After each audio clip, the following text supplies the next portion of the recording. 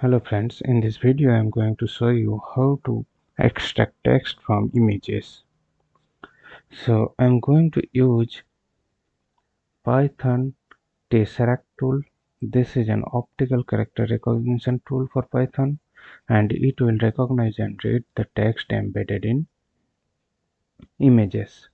So I'll use here image to string method from this tool to extract the text. With just 3 lines of code you can extract text from images.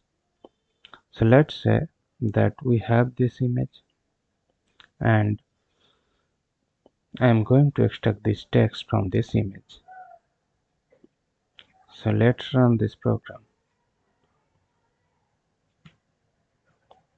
So if you see here,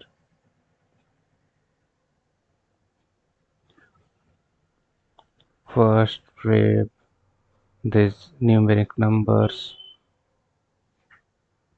have been extracted from this image.